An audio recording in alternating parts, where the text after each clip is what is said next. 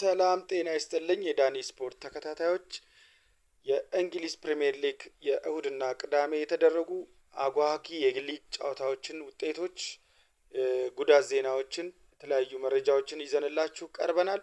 እስከ ፕሮግራማችን ፍጻሜ አብራችሁን ቆዩ እያልን ፔጃችንን ላይክ፣ ሼር፣ ሰብስክራይብ ማድረጋችሁን አትርሱ እንላለን።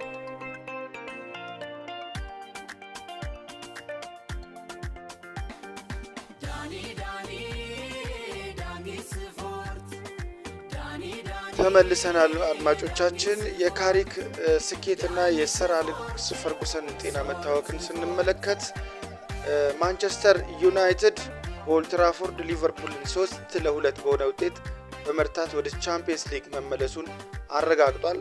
ኮቢ ማይኑ በ77ኛው ደቂቃ ባስቆጠራት ግብ ዩናይትድ ወሳኝ ድል አስገኝታለች።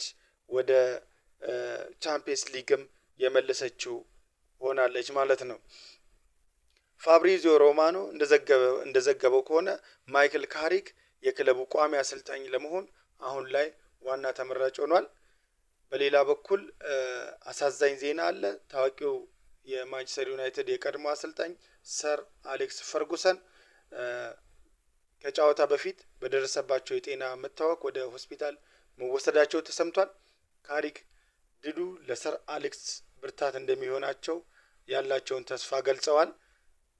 በሌላ በኩል ጉዳት ዜና ቤንጃሚን ሼሽኮ በጨዋታው ላይ ግብ ቢያስቆጥርም በደረሰበት የሽንት ጉዳት ሁለተኛ አጋማሽ ላይ ለመቀየር ተገዷል ማለት ነው። ወደ አርሰናል ስናልፍ መድፈኞቹ ፉልሃምን 3-0 በሆነ ውጤት በማሸነፍ በሊጉ አናት ላይ ያለውን ልዩነት ወደ 6 ነጥብ አሳድገውታል። ቪክቶር ዮከሬስ 2 ጎሎችን ሲያስቆጥር ቡካዮ ሳካ ከጉዳት መልስ ድንቅ ብቃቱን አሳይቷል።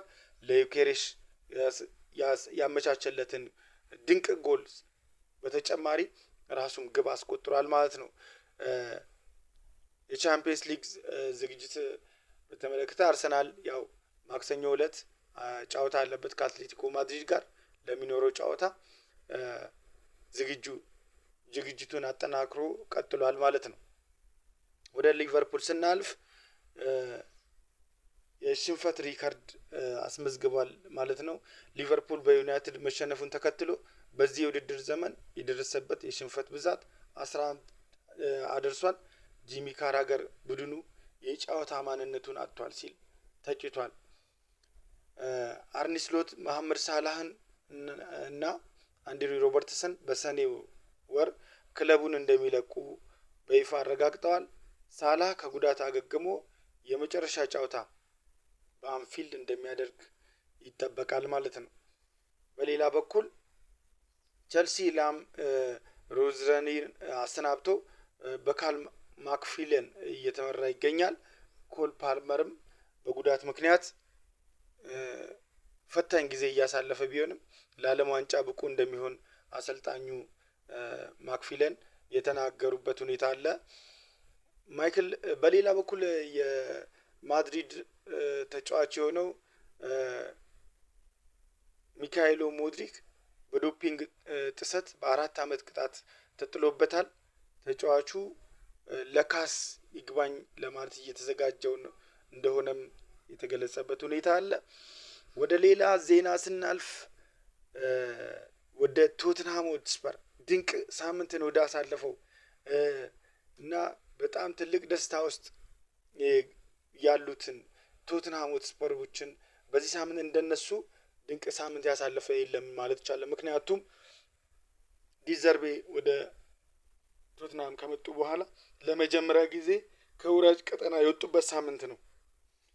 ደግሞ የሚያሸነፉት ጠንካራውን ቶትንሃም ሆትስፐርን አስቶን ቪላ ነውና 2-1 በሆነ ውጤት አሸንፈው በማሸነፍ ከወራጅ ቀጠና መውጣት ችሏል። ኮነር ጋላገር የጨዋታው ኮከብ ተብሎ ተመርጧል።